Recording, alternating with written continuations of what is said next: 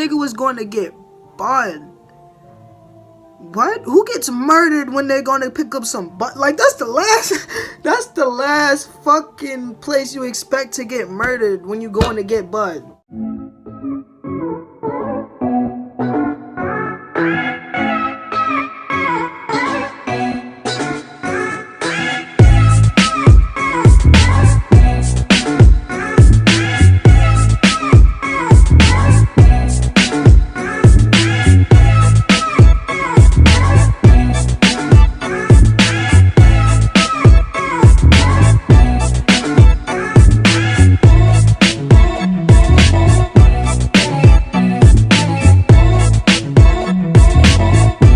What's good, YouTube? Butter baby, back to another video, and today I have for you a nice scary video. Now, yes, I know it.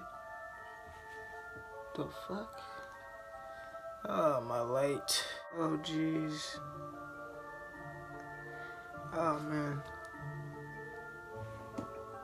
Anyways, as I was saying, I know it's a little later, you know, in the year to be doing scary videos, being that Halloween passed already, but I don't really give a fuck. I do shit my way on my channel. It can be scary anything, on any day, at any time. It can be gaming videos, reaction videos, or scary videos. Anything. My channel. Today I will be throwing on some true animated scary stories. Basically, what those are, actual horrific or scary events that happened in life to like actual people. Say, God forbid, somebody got chased down by a mugger but they survived, or maniac got out of a psych ward or something, anything, you feel me? The person that goes through this event or whatever sends the story into the YouTuber, and they would project their story into a different form, a visual form, so you can get a greater picture or an idea of what happened to that dude or person.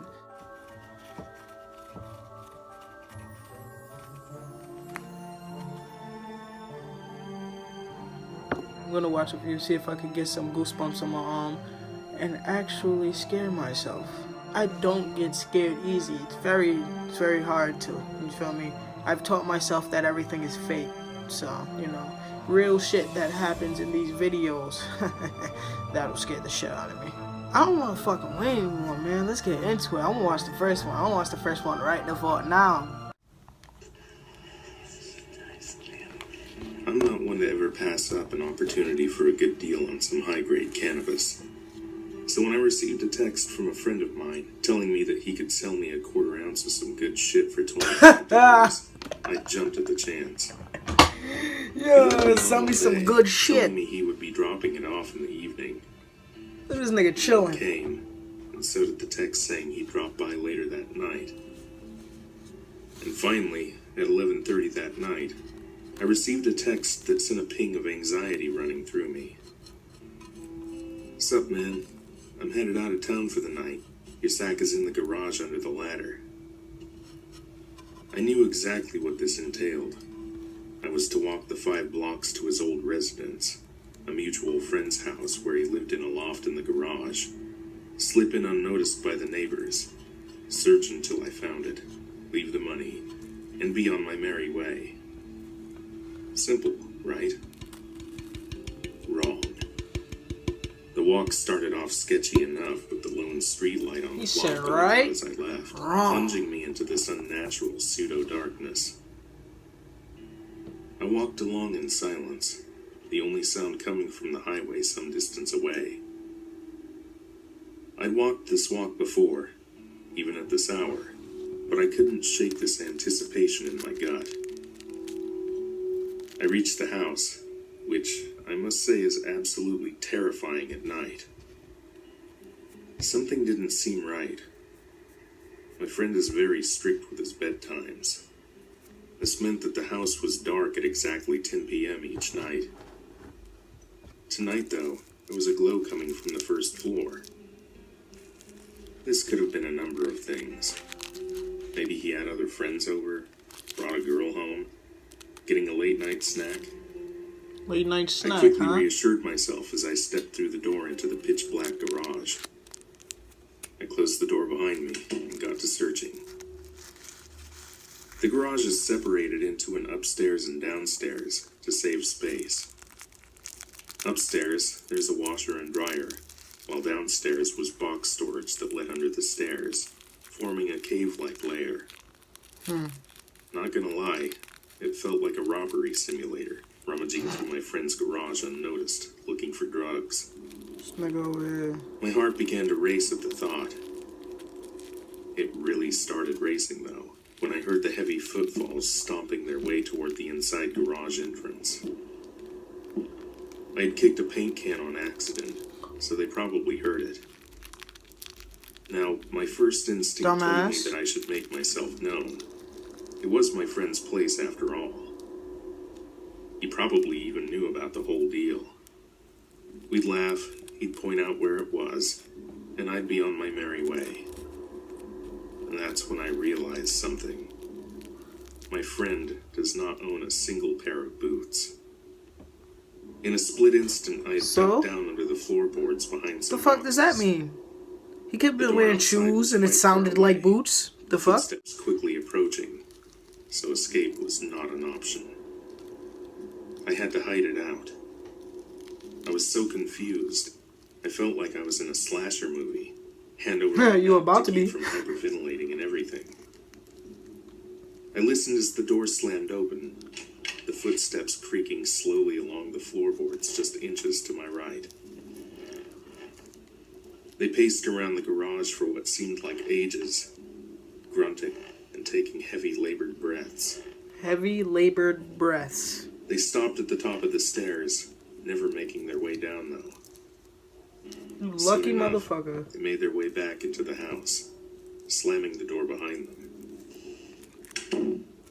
And catch your As ass, soon as that's the door why. clicked, I bolted, and I didn't stop Better. running until Get I your was ass back out of home, there, tucked nigga. away in bed.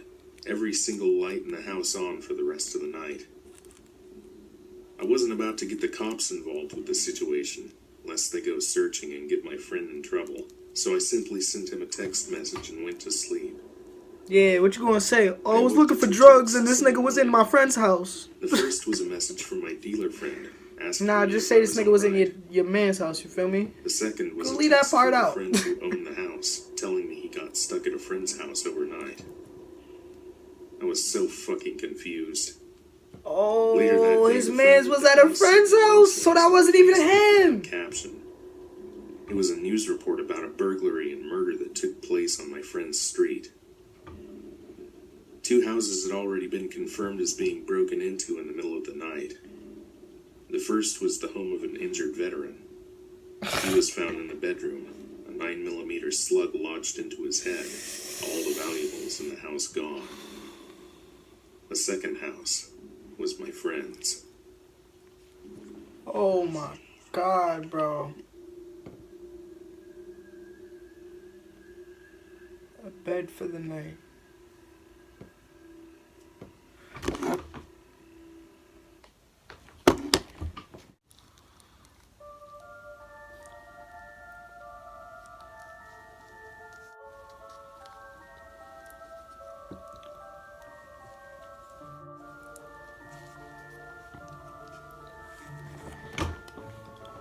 Now, you see, this is what I was... Hold on. This is what I was talking about. A lot of real shit happens to real people. And this is crazy, dude. It's crazy because nobody really gonna hear about it.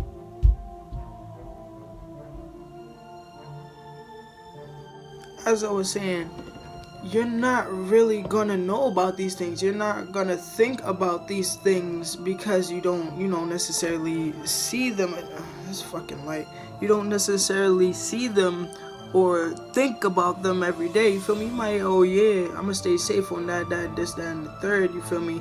Think about it every other now and then, but it happens too much for to think about it every other now and then. You gotta think about your safety all the time. And dude was just going to get some fucking bud, you feel me? He was just going to pick the pack up from his mans, get dopey, get good, get Gucci, you feel me? Smoke, go to Cloud9 real quick. And that's it. I don't know what he was talking about, all that, yo, it's under the whatever, then leave the money or whatever, because us hood niggas, we would have took that shit, and we wouldn't have left no money. we wouldn't have left no fucking money. We would have just took this pack and dipped, nigga, word to life. Unless that's our man's man, then yeah, on an occasion. Alright, I'm gonna leave it wherever you can find it, brody. Good looks for the weed, you feel me? Other than that, yeah, if you just a random drug dealer, my nigga, niggas just buck you. But yeah, shit happened, and shit happened too much. So, these really put me on, and I stay on type of time, you feel me? I stay on all type of time, and keep eyes behind my back, around, up, down, feel me? All around me, make sure I'm good. Everybody out there should do the same. And that's the crazy part too. That just proved that it can be at any point in time. That first one just proved it can be at any point in time. Like, dude, nigga was going to get bud. What? Who gets murdered when they're gonna pick up some bud? Like, that's the last fucking place you expect to get murdered when you going to get bud. That's the nigga. Oh yeah, I'm finna smoke me some good shit today.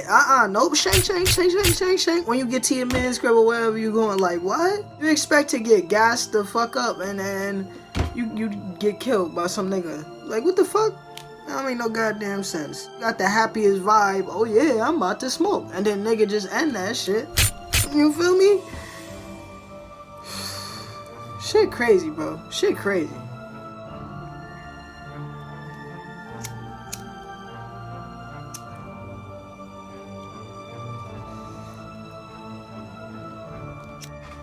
Get into the next one, my nigga. Shit too crazy out here. This blunt, I'ma need it after that. I hope no motherfuckers is around me trying to kill me and shit while I'm getting my buzz on. Shit. Nah, let me stop fucking around. Let's get into the next one. When I was about 12, my great-uncle John came from Ukraine to visit us in Canada. Ukraine to visit us in Canada. But this was the one that stood out. In the late 1960s, John was traveling by train from his village to another to visit family. He had to change trains at one point and was dropped off at what amounted to a platform in a hut in the middle of nowhere. There was no one else at the station, and other than a dirt road that led off into the surrounding woods, there was nothing there. He waited for some time, but no train came. It was winter, and getting colder and darker, and just about the time he started worrying about having a place to stay and some food to eat, an old woman appeared out of the twilight. She asked if he was waiting for such and such a train, and when he said he was, she said it wouldn't be along until the following day. She asked if he needed a bed for the night, and offered him a meal and a room at her place, which she said was about an hour's walk from the station. Lodging with locals was more or less the standard when travelling in this part of the USSR, and Great-Uncle John wasn't looking forward to a hungry night on a cold platform, so he was glad to accept her offer. He took his suitcase, and they set off together down the dark road into the forest. I would have not done that bullshit. It was more than an hour away, more like 2. And by the time they arrived at the woman's small 2-story house, John was tired and hungry. They went inside, and the woman lit some oil lamps and warmed some borscht for them. It was the first time John was able to see the woman clearly, and he was a bit startled to realize that the old woman What, the bitch was ugly? actually a man. Not wanting to pry, and too tired to care, John finished his soup and asked where he would be sleeping. She led him up the stairs to a tiny room with a window that contained a single bed and nothing else. He thanked her, they said good night. If it was and she actually a closed the dude, door. why is he still saying her? Then she locked it, leaving him in the dark. Somewhat creeped out by this, John called to her, but she didn't answer, and he heard nothing. Figuring he would deal with it in the morning, and that she had probably done it by mistake, John set his suitcase down and laid on the bed, deciding to make the best of it and get some sleep. Before he could fall asleep, though, he felt the urge to pee, and got out of bed, hoping to find a chamber pot or something he could pee in. He got onto his hands and knees, and began to feel under the bed in the darkness, So I'm thinking gonna grab that's his where the ass. pot would be if there was one. Instead, he found a body. Great Uncle John went right to the window to see if he could exit the room that way. It was nailed shut. He knew that if he remained in the room, he was probably a dead man. But he broke the You're window damn and right. tried to get out that way. Better There was a run, good nigga. chance that Get the your ass woman, out of there. And who knows who else was there, would hear him and come into the room before he could get away. So he did the only thing he could do. He pulled the body from under the bed, heaved it onto the mattress, and covered it with the blanket. Then he So got she under could think the it was bed him. and waited. Look at this nigga. Sure enough, about an hour later, he heard footsteps coming slowly up the stairs, and then towards the room. The lock clicked, and the knob turned slowly. In the gloom, John saw someone move towards the bed. He heard several terrific and sickening thuds. The person had bashed the body on the bed with a large crowbar, which they had then dropped. No. Hold on. Wait.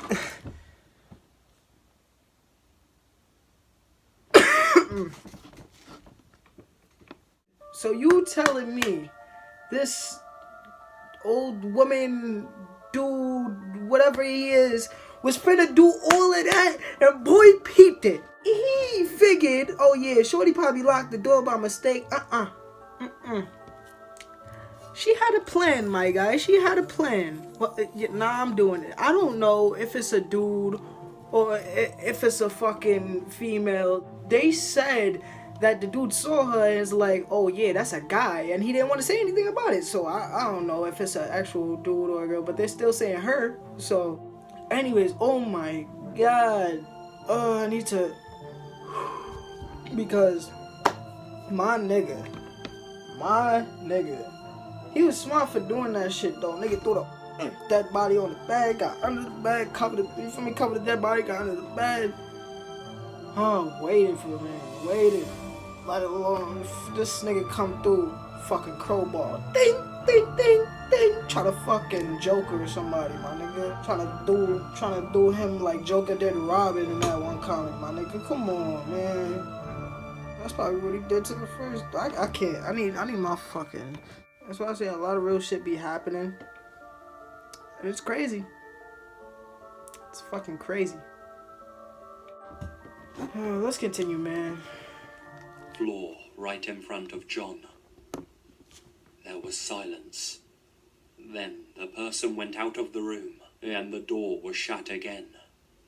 The footsteps went down the stairs, and then, once more, silence.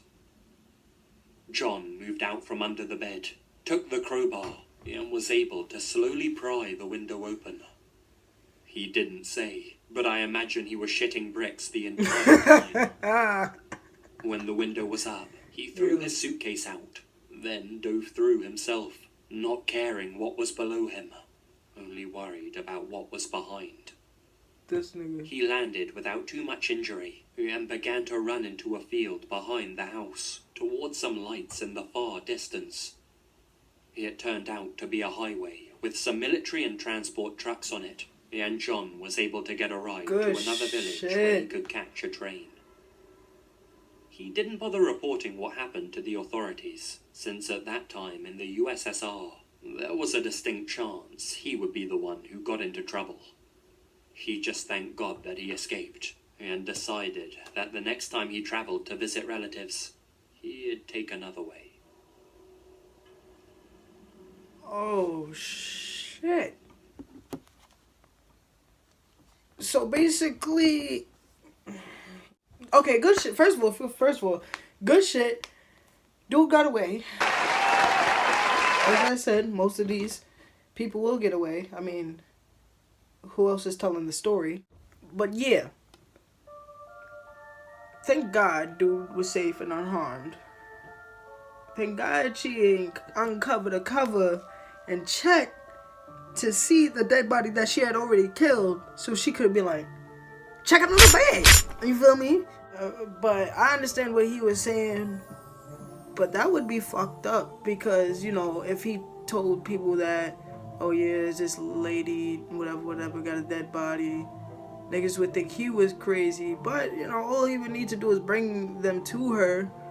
But the USSR, yeah, where he's at, there's a lot of shit that if you say, they're gonna pin you as crazy either way. You feel me? They don't take no shit. Fuck, man. Nah, that one had me. Man. Say, looked under the bed, so hold that body. Nah, I'm out of it. Out of it.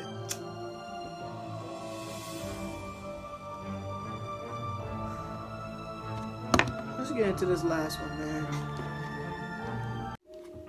This next story is actually the experience of a female friend. Here's her story as it was told to me. I've never had anything like this happen before. This morning, I woke up and sent a text to my best friend Anna, asking if she wanted to go shopping and have lunch, since it was my first day off in about 2 weeks. Not waiting for a text back, I got into the shower and started doing the usual shower routine. After about 10 minutes or so, I faintly hear the phone ring. Probably Anna. It stops ringing after 2 or 3 rings. I finally get out of the shower and first thing I do is check my phone. There are no missed calls, but there's a text message. I thought it was odd because my phone was definitely ringing as though someone was calling. When someone texts my phone, it just makes a little ping noise, not a full ringing sound. Yeah. I checked the message, from my mom by the way, and what it said made my blood run cold. She said, by the way. This is exactly what the text message said. Hey sweetie, just wanted to make sure you were okay. Your boyfriend said you were in the shower and he'd let you know to call me back. Have to run into a meeting so I won't be able to answer. Call me back later and thanks for letting me know you had a boyfriend. LOL. After reading the message from my mom, I threw on clothes and drove as fast as I could to another friend's house. No bueno. No fucking bueno.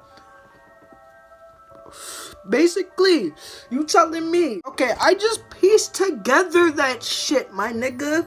Fucking Sherlock over here real quick. Basically, she was in the shower, right? Regular shower routine. She heard her phone ringing. It was ringing. Remember how she said there was no missed calls or whatever? It was ringing. Somebody picked up her phone, talked to her mom, and posed as her boyfriend. What the This is the craziest shit I'm talking about. Look. Somebody posed as her boyfriend. Her mom texts her.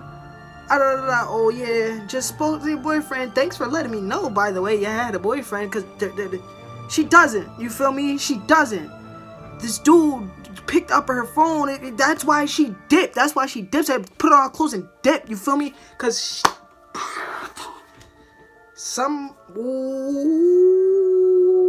because basically her mom's just said, I just talked to your boyfriend. Shorty knows she don't got no boyfriend, so she's off it right now. I can imagine her fucking heart. I know she was out of there. Oh, let's continue, my nigga. Let's continue. Shit getting spicy. Don't have a boyfriend and I live alone. Someone was in my house, answered my phone and spoke to my mother. I know everyone will tell me to call the cops, and I already did. They searched my apartment and found nothing. No random man under the bed, or in my closet. No signs of forced entry. All the windows were locked as always. Nothing. I don't know how this person got into my house or why he thought it was a good idea to answer my phone, but I'm too scared to go home. I'm staying with my friend now. Imagine that nigga in the I attic. don't know what to do. What the fuck? Oh, okay. I knew I said that was the last one, but that shit was short. I don't know if I'm gonna watch another one, man. Not gonna lie to you. I got the goosebumps I wanted as soon as nigga say he found a dead body under the bed. I don't know. I don't know. Fuck it.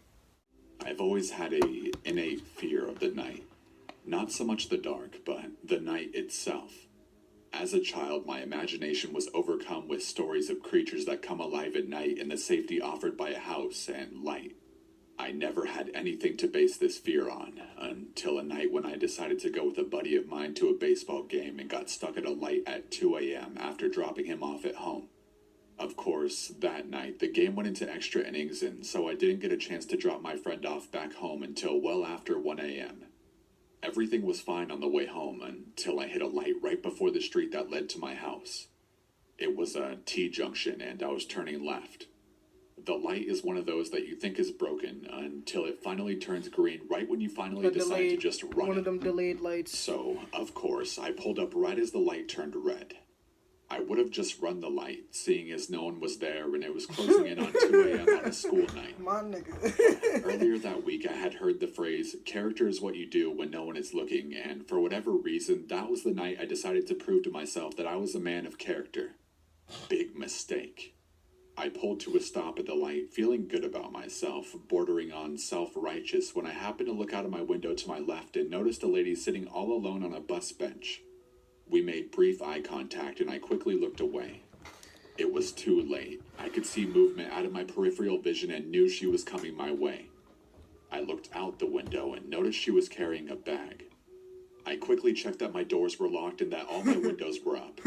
I then moved my right foot above the accelerator just in case and braced myself for what was to come. I was hoping it would just be an awkward exchange and was praying for a quick light change before she reached me so I could just get out of there. But I knew there was a slim chance of that. She walked right up to my window, put down her bag, and began to tap on my window. Bitch. I nervously looked up at her and she mentioned for me to put my window down. I had automatic windows, so I just imagined pushing too hard on the window button and that thing just coming all the way down. So I took a deep breath and lightly flicked it with my finger. The window moved microscopically down, but she didn't seem to notice or care. She then leaned in and began to talk. She said, My boyfriend beat me up. I have a friend who lives down the street. Can you give me a ride? I should stop and give you a brief physical description of the bag lady. She was small and skinny and kind of an indeterminate age. She was either in her mid-20s and had lived a hard 20-plus years on the street, or she was 60-something years old who had lived a moderately hard life on the street. All that to say, just by looking at her, there was no way to verify her story. She looked beat up by life, not just by a boyfriend. But there was something about her delivery. It was robotic and seemed practiced, like she was disconnected for the moment. That made my skin crawl. And after a brief, maybe about a second debate on whether I should do it, I told her that I had to get home and that I couldn't give her a ride. After my first refusal, she leaned in closer and said the same thing again. My boyfriend beat me up. I have a friend who lives down the street. Can you give me a ride? This time, I felt more confident when I declined to give her a ride and told her I had a curfew and had to get home. She leaned in a third time and began her statement again. My boyfriend beat me up. At this point, the light changed and I slowly lifted my foot off the brake and started slowly rolling forward and began muttering an apology. She didn't move. She just looked at the light, looked down at me, leaned in closer, and said 5 words that have haunted me ever since. You made the right decision. Then she picked up her bag and walked back towards the bench. I peeled out of the intersection and cried and screamed all the way home. I have no idea what she planned to do, or if there were more people waiting to jump in my car from the bushes had I moved to let her in. But that encounter has haunted me ever since, and has confirmed in my mind that nothing good happens after dark. Nah, boy. Holy shit. See, this what I'm talking about. This the shit I'm talking about. Bro, old as fucking lady or whatever, a lady in general, pop out to your car and start talking some bullshit. Yo, whoever beat me up, whoever beat me up, can I get a ride to so and so? You gonna feel sympathy. Damn, shorty just got sent the 2-piece real quick. Maybe I should give her a ride. Then you start thinking to yourself, homeboy was smart. And you're like, nah, I got a curfew. I gotta get home or whatever. I gotta do whatever for me, get home by a certain time, whatever. But I can't do it. Point being, I can't do it. I can't give you a ride, shorty. I'm sorry. Then shorty lean in again. Says the same thing the exact same way. Whoever beat me up, can you give me a ride? That's a sign to get your ass out of there. Because, first of all, any regular person would have been like, okay, God bless you. Fuck you. You need Jesus. Or some other random, you feel me, something else, you feel me, humanly, not say the same thing again. Light turn green, she gonna tell a nigga he made the right choice. Bitch, I know I made the right choice. Like, what? Hold on, bro, I can't.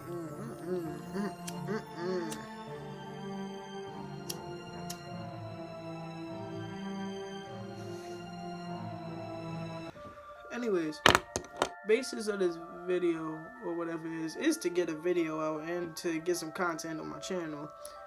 But my concept is of what I told you before, my nigga.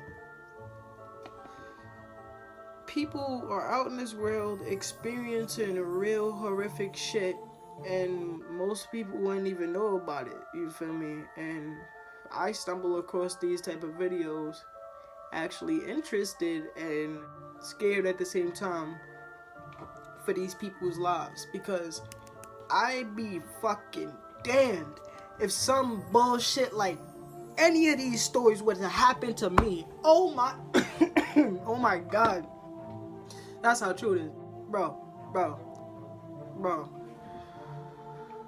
Bro, you can't tell me shit. Anything like that happens to me, it's over. I'm prepared, but I'm not prepared, you feel me, for any random shit to happen like that. I'm the nicest nigga in the world. I'll let the shorty in the car off rip. But certain circumstances, now, I'm not letting nobody in the fucking car. Hell no. Like, no. I can't.